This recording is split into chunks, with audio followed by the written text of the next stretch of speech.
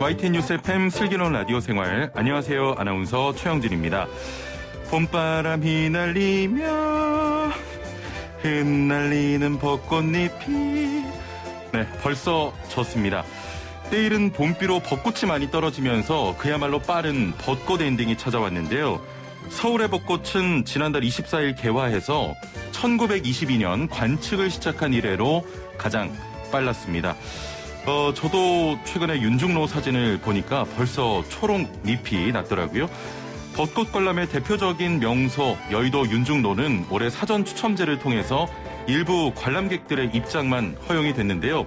1000명만 입장을 허가받는데 경쟁률만 32.4대 1에 달했습니다.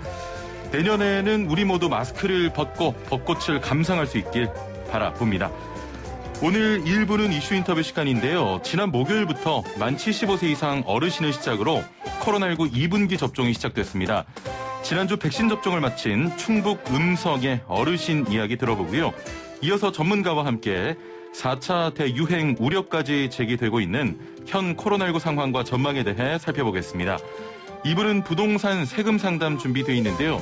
집과 관련한 세금에 대한 이해를 높이기 위해서 국세청에서 주택과 세금이란 책을 발간했다고 합니다. 관련 내용 살펴보죠. YTN 뉴스 FM 슬기로운 라디오 생활 지금 바로 출발합니다. 슬기로운 라디오 생활 1부는 생활 속 이슈들을 속속들이 들어보는 이슈 인터뷰 시간입니다. 자, 지난 목요일부터죠. 만 75세 이상 노인을 시작으로 코로나19 2분기 접종이 시작됐습니다. 일부 지자체에서는 이동이 불편한 어르신들을 위해서 접종센터까지 공동 버스를 운행하기로 했는데요.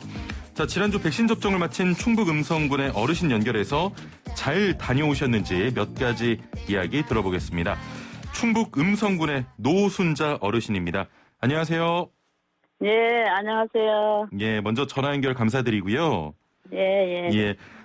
지난주에 마을 분들과 또 남편분과 함께 백신을 맞고 오셨다고 들었습니다. 어떻게 다녀오셨나요? 예. 군에서 어르신들을 위해서 수선해 주신 버스. 예. 그거 타고서, 대형 버스 타고서 몸 불편하신 어르신들이 아주 편하게 잘 다녀왔어요. 예. 가셔서 백신을 바로 맞으셨습니까? 아니면 조금 기다리셨나요?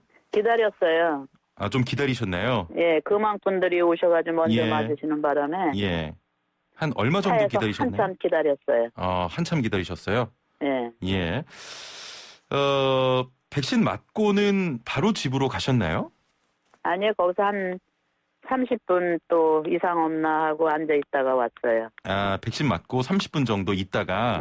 예. 만약에 이 버스가 없었다면 집에서 백신 맞는 곳까지 어떻게 좀 가실 예정이셨습니까? 엄청 불편할, 택시나 걸어서는 어르신들이 잘 몸이 불편해 못 가시니까. 예. 휠체어 타시는 분들도 있고 그래가지고. 예. 아주 버스 잘 대여해 주셔가지고 편하게 잘 다녀왔어요. 아이고. 집에서 접종센터까지는 얼마나 걸려요? 한 2, 30분 걸어서. 아, 걸어서 2, 30분 정도 걸립니까? 예. 예. 체육관에서 맞았는데. 예. 음성 체육관. 예. 거동이 불편하시니까 빨리 걷지도 못하고 노인네들은 더 오래 걸릴 수도 있지. 그래서 좀 빠른 걸음으로 걸어야 한 2, 30분. 예. 그럼 굉장히 거리가 있네요. 예. 그러면 걷기에는 좀 멀어요. 예, 버스가 있어서 그래도 좀 편하셨군요. 네, 엄청 좋았다고들 그러셔요. 예. 버스 대여해줘가지고. 예. 혹시 남편분께서 뭐라고 하십니까? 우리 아저씨도 아주 좋았다 그러지요. 버스 해주셨어요. 우리 할아버지 여기 경로당 회장님이신데. 예. 그래가지고 아주 그냥 편하게 잘 다녀왔다고 고맙다고 그랬죠. 혹시 백신 좀 기다리셨다 마시셨잖아요. 예. 좀 어르신들이 많이 계신데 다리 같은데 좀 안 아프셨나요? 힘들지 않으셨어요? 버스에서 편하게 앉아서 기다렸기 때문에 괜찮았어요. 예. 버스에서 안에서 기다렸어요. 예. 날씨가 좀 그렇구나. 경로당 회장님이세요, 남편분께서? 예. 그럼 권력이 좀 어마어마하시겠네요? 그 회장이 못 걸려. 노인분들하고 같이 노는 거지. 예. 아니, 지금 어머니 사시는 동네에 75세 이상 어르신이 얼마나 계십니까? 많아요, 노인네들이. 아, 많으십니까? 예. 예. 젊은 사람들보다 더 많아요, 노인네들. 젊은 분들보다 예. 200명이 넘는다 여기 이런 이야기가 우리 밑에 있던데. 경로당에는 예. 경로당에 여기 교동 1, 2에 2개인데 좌우에 경로당에는 한 4, 50명 되고 요 밑에는 남자분들하고 여자분들하고 해서 한 30명 되는데 이제 놀러 나오시는 분들은 예. 여자분들은 12명 이렇게 나오고 예. 남자분들은 많이 모여야 뭐 10명 정도. 아, 그러면 어머님께서는 그 청년 측에 속하십니까? 예? 청년 측에 속하세요, 어머님께서는? 좀 어린 편이십니까? 아, 중간층이죠, 뭐 중간. 77세. 예, 예. 그 백신 맞고 아프거나 하진 않으셨어요? 팔이 자고 났는데 이렇게 예. 좀 쳐들 수가 없이 아프더라고요. 왼팔에 맞았는데. 예. 들 수가 없이 아팠었는데 뭐 좀 점심 먹고 나니까 또 가라앉더라고요. 예. 혹시 좀 할아버지는 좀 열이 난다고 또 저기 타이레놀 그거 저녁에 2알 잡수고 주무시고 아침에 또 1알 잡수고 그래서 괜찮았어요. 예. 저 어머님 외에도 조금 통증 느끼시는 어르신들도 계셨습니까? 뭐 우리 앞집은 뭐 건강한 사람은 괜찮고 좀 예. 몸이 약한 사람은 조금 못 이기고 그러는 것 같아요. 우리 앞집은 나보다 튼튼한데 나는 뭐 별로 괜찮아. 뭐 그냥 별로 조금 아파 이러더라고. 그 아저씨도 그러고. 예. 그 백신 맞기 전에 좀 걱정 같은 건 없으셨나요, 어머니? 예, 저희 아들이 여기서 이제 경찰 공무원을 하고 있는데 물어봤어요. 예. 어떻게 맞아야 되나 안 맞아야 되나 우리가 또 판단하기가 힘들어가지고 텔레비에서도 자꾸만 이런 말 저런 말 있고 그래가지고 그랬더니 예. 엄마 맞으셔야지. 난 맞을 때 맞으셔야 돼요. 맞으셔요 그러더라고. 예. 그래서 그냥 걱정 없이 맞았어요. 예. 그 맞아도 되나 걱정하시는 분들 그 어르신들 안 중에 맞는 좀 분도 있어요. 안 맞으신 분도 계십니까? 예. 예. 그분들 한 분 우리 유재 한 분은 나는 여태 살면서 예방접종 같은 거 안 맞아봤다 그러면서 안 맞으시더니 남들이 맞고 와서 아무 이상 없다 그러니까 또 자기가 맞겠다고 그랬는데 이제 그때는 이미 늦어가지고 열차가 떠났네요. 맞을 수가 있는지 모르겠어요. 추가로 신청을 하긴 했다는데 동장님이. 그 맞지 않으시는 분들도 꽤 계십니까? 아니에요. 그 한 분만 안 맞는다 그랬더라고. 아, 그 외 분들은 다 맞으셨고. 주위에서 자꾸 남 가는 길로 가야 되는 거다. 남 할 때 따라서 해야 되지. 혼자 그렇게 하면 안 된다고 그러니까 다들 예방인데 뭐 예방을 해야지. 예. 그래도 걱정하시는 분들이 있으셨지만 주변 분들 대체로 맞는다고 하니까 그 걱정하신 분들도 함께 맞으신 거군요. 예, 남들 맞고 이상 없으니까 이제 맞으려고 그러는가 보라 그러더라고. 예. 조금 걱정이 돼서 안 맞으려고 했는지. 예. 맞고 오신 분 많으신데. 예, 다들 괜찮으신 거죠? 예.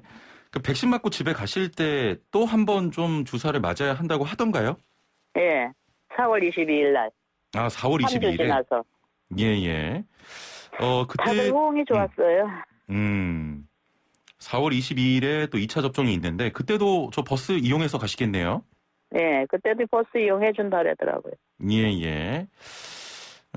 좀 백신 맞으면 큰일 나는 거 아니냐 걱정하시는 분들에게 좀 우리 어머님께서 큰일 나는 거 아니냐 걱정하시는 분들은 없어요. 예. 아니 다 또 맞아야 된다고 그러지.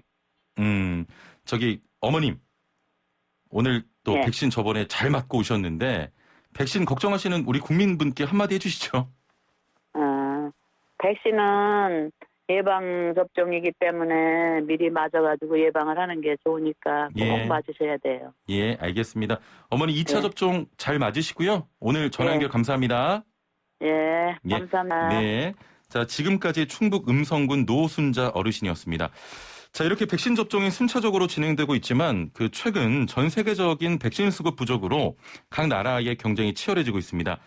우리나라에서도 계획에 차질이 생기는 것 아닌가 하는 우려의 목소리도 들려오는데요. 자, 게다가 미국 등에서는 감염자가 다시 증가하는 추세를 보이면서 4차 대유행에 대한 경고까지 나오고 있습니다. 자, 현재 상황과 어떤 대응이 필요한지 함께 들어보죠. 정재훈 가천대 예방의학과 교수 전화 연결돼 있습니다. 교수님 나와 계시죠? 네, 안녕하세요. 예.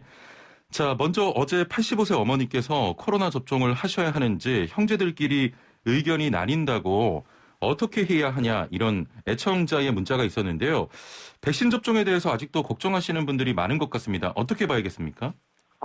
결국은 우리가 이제 과거의 접종 사례, 그다음에 전 세계적인 접종 사례를 보시면 좀 안심이 되실 것 같은데요. 예. 이미 코로나19 백신 같은 경우에는 전 세계적으로 정말 수억 명 이상이 접종을 하셨고 대부분은 이상이 없고 그다음에 효과도 충분히 나타나고 있습니다. 그래서 예. 효과 같은 경우에는 이스라엘과 영국 사례를 보시면 코로나19 백신이 얼마나 효과적인지를 보실 수 있을 거라고 생각을 하고요. 예. 그리고 이제 연세가 높으신 80세 이상 같은 경우에는 우리나라를 보면은 전체 확진자 중에 5%밖에 안 되시거든요. 예. 그런데 전체 사망자 중에는 55%를 차지하시고요. 그리고 한 번 걸리게 되면 사망할 확률이 30% 정도는 되는 것으로 되어 있습니다. 예. 그래서 우리가 이제 고령자들에게 접종을 먼저 해드린 이유는 굉장히 위험하신 분들이기 때문이거든요. 예. 그래서 빨리 백신 접종을 하셔서 보호를 받으시는 게 좋을 것 같고요. 그리고 접종을 충분하게 하지 않으시면 결국은 지금 당장은 코로나에 안 걸리시더라도 코로나가 계속 유행을 할 거거든요. 예. 유행을 하게 되면 언젠가는 코로나에 감염되실 수 있다. 이렇게 이해하시면 쉽겠죠. 예. 자, 말씀하신 것처럼 먼저 접종하는 이유도 고위험군이기 때문인데 그 기존에 기저질환 있으신 분들 맞아도 되겠냐 이런 걱정 많이 하시거든요. 우선은 맞는 게 나은 선택이라고 보시는 겁니까? 네, 결국은 기저질환자도 고연령층과 동일하게 감염되었을 때 위험도가 높아지기 때문에 당연히 접종을 먼저 하시는 게 좋고요. 예. 그다음에 기저질환이라고 해서 다 같은 기저질환이 아니거든요. 예. 예를 들어서 고혈압이나 당뇨병 같은 만성 경증 만성 질환을 가지고 있으신 분 같은 경우에는 결국은 접종으로 인해서 이익을 가장 크게 보실 수 있는 분들이에요. 그런 분들 같은 경우에는 접종에 나서 주시는 게 좋을 것 같고요. 예. 그리고 이제 어느 정도 좀 중한 만성 질환을 가지고 있으시더라도 최근에 컨디션이 좋으시면 접종이 가능하시고요. 근데 만성 질환자 중에 접종을 하시면 안 되는 분들도 간혹 있습니다. 어떤 분들이냐면 만성 질환이 급성으로 진행이 돼서 지금 증상이 있으시거나 아니면 지금 요 며칠 컨디션이 안 좋으신 분들이 있으실 텐데 그런 분들은 접종을 조금 미루시더라도 다른 분들은 접종하시는 게 훨씬 더 이익입니다. 예. 자, 정부가 11월 집단 면역을 목표로 전반기 1,200만 명 접종하겠다. 가능할지 조금 의문인데 우리나라 접종률 어느 정도입니까? 지금은 접종률이 약 2% 정도 된다고 보시면 되고요. 예. 그리고 우리가 전반기에 1,200만 명 접종이 가능하냐라는 것은 결국은 백신 수급 상황에 모든 것이 달려있다고 볼 수 있습니다. 그렇죠. 그런데 예. 전 세계적으로 백신 수급이 굉장히 어려워지는 상황이라서 정부에서는 이제 2차 접종분까지 1차 접종을 최대한 먼저 해서 1차 접종으로 인해서 보호받는 사람들의 비율을 늘리자 이런 정책을 펴고 있는 상황이고요. 예. 그리고 이제 11월 달에 집단 면역 형성에 대해서는 사실 집단 면역 형성이라는 거에 대해서 개념을 좀 잘못 이해하고 있는 분들이 있으신데요. 정부 표현은 11월까지 접종률 70%로 집단 면역을 형성하겠다라고 이렇게 발표를 했는데요. 예. 일단 첫 번째가 접종률 70%가 과연 집단 면역의 충분한 수준이냐 이건 아직까지도 논란이 많고요. 예. 집단 면역이 형성되기 위해서는 70%보다 더 높은 수준의 접종률이 요구가 될 수도 있습니다. 그리고 또 하나 문제는 접종했다고 해서 다 보호받는 건 아니시거든요. 백신의 효과가 높으면 95%, 90% 정도 되기 때문에 우리가 안전한 여유분을 좀 둬야 되는 상황이고요. 어떻게 보면 사실상 집단 면역이라고 하는 거는 성인 인구가 거의 대부분 접종을 해야지 집단 면역이 가능할 수도 있다. 이렇게 좀 신중하게 봐야 됩니다. 예. 지금 4차 유행 우려까지 나오고 있는데 백신이 유행 저지에 효과가 있으려면 접종률이 어느 정도 돼야 되는 겁니까? 이제 저희 연구팀에서 이제 발표한 결과에 따르면은 지금의 방역 태세를 그대로 유지한다는 가정하에 백신 접종이 조금이라도 이제 유행 확산 저지에 도움이 되려면 전체 1차 접종률이 한 20% 정도는 돼야 됩니다. 20%요? 네, 1차 접종률이 20%라고 한다면 결국은 우리가 2분기 접종 계획이 완료가 되어야지 지금 방역 정책에 더해서 백신이 확산 저지에 효과가 있다라는 것이고요. 만약에 이제 거기까지 순조롭게 도달하지 못할 경우에는 4차 유행도 올 수 있고 그다음에 5차 유행도 올 수 있고 그런 상황이기 때문에 무엇보다 백신 수급이 중요하다고 볼 수 있죠. 예. 자, 지금 백신 물량에 대한 걱정도 있습니다. 전 세계적인 백신 부족을 우려하면서 우리나라도 물량이 부족해서 못 맞는 게 아니냐 이런 걱정도 하는데 또 지금 현재 세계적으로 백신 자국주의 때문에 수급이 어려운 상황이거든요. 우리나라 백신 수급 현황 어떻게 보십니까? 결국은 우리가 어떤 계획을 수립을 했을 때 그 계획대로 일정대로 잘 진행되는 경우도 많지만 계획보다 늦어지는 경우들이 많잖아요. 그리고 이제 백신 수급 같은 경우에는 워낙 전 세계적으로 공급과 수요의 불균형이 있기 때문에 앞으로 굉장히 불투명합니다. 그래서 정부 같은 경우에는 백신 수급 일정을 당기기 위해서 최선의 노력을 다해야 되고요. 이제 그게 안 될 경우에는 이제 우리가 고육책으로 2회 접종 분량을 당겨서 막고 1회 접종과 2회 접종 사이에 간격을 띄우는 이런 전략을 선택을 할 수 있는데 이런 전략 같은 경우에는 근거가 좀 불확실한 면이 있기 때문에 가급적이면 백신 수급을 일정대로 할 수 있게 노력하는 게 중요하겠죠. 자, 뭐 정부가 여러 그 백신 계획을 밝혔는데 그 잔여 주사기 있지 않습니까? 우리나라가 개발한? 네네. 이런 부분이 긍정적인 역할을 하지 않겠습니까? 결국 우리나라만 이 최소 잔여량 주사기를 사용하는 것은 아니고요. 전 세계적으로 사용을 하고 있는데요. 이걸 사용을 하더라도 우리가 추가로 얻을 수 있는 분량은 10 내지 20% 정도에 불과합니다. 그런데 우리가 수급 분량 자체가 뭐 500만 도즈, 600만 도즈 이렇게 부족하게 되면 그걸 우리가 최소 잔여량 주사기로 극복할 수는 없는 것이거든요. 어디까지나 보너스의 개념으로 생각을 하는 것이지 이걸 전제로 수급 계획을 짜면은 좀 위험할 수 있습니다. 자, 앞서도 말씀드렸지만 4차 대유행에 대한 우려가 큰데 지금 어느 정도입니까? 네, 이번 주에 이제 일일 평균 확진자 숫자가 500명 정도를 기록을 하고 있는데요. 이 500명 정도 기록된 게 작년 12월 초에 한번 올라갈 때 있었고요. 그 다음에 1월 정도에 유행이 끝나고 내려갈 때 한번 있었으니까 거의 서너 달 만에 있는 일인데요.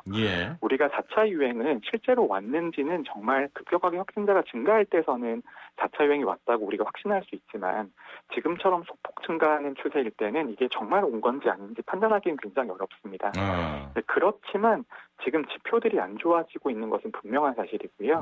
저희가 이제 그 전문가들이 유행 상황을 판단을 할 때 확진자 숫자만 보는 것은 아니고요.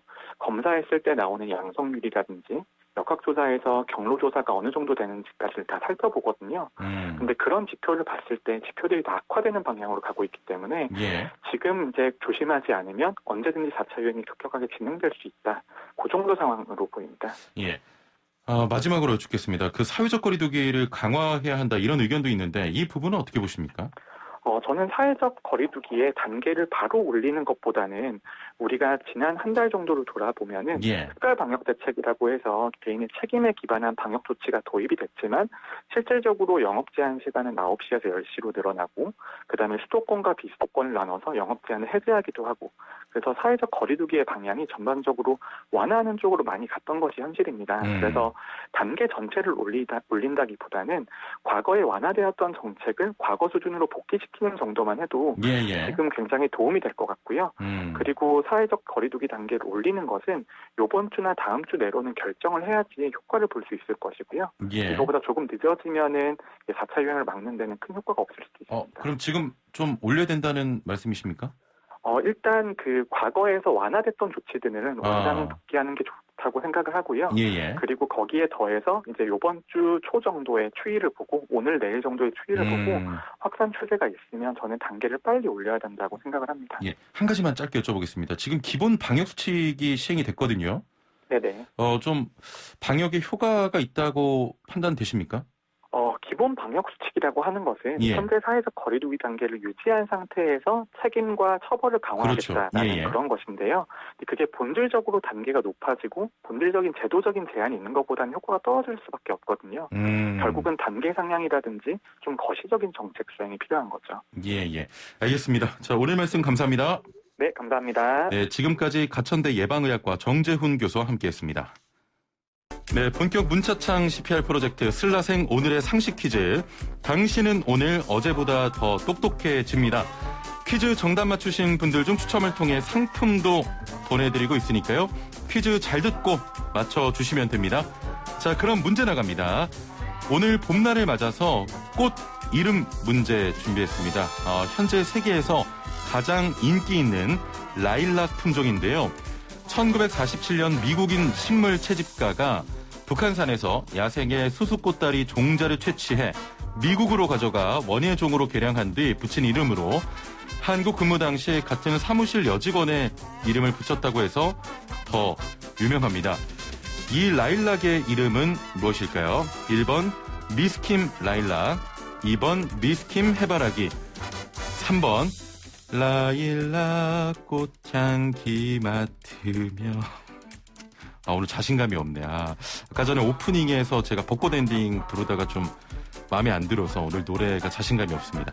자, 정답 아시는 분은 단문 50원, 장문 100원의 유료 문자 샵 0945번, 우물정 0945번으로 정답 보내주시면 되고요. 스마트폰 사용하시는 분들은 YTN 라디오 애플리케이션으로도 정답 보내실 수 있습니다.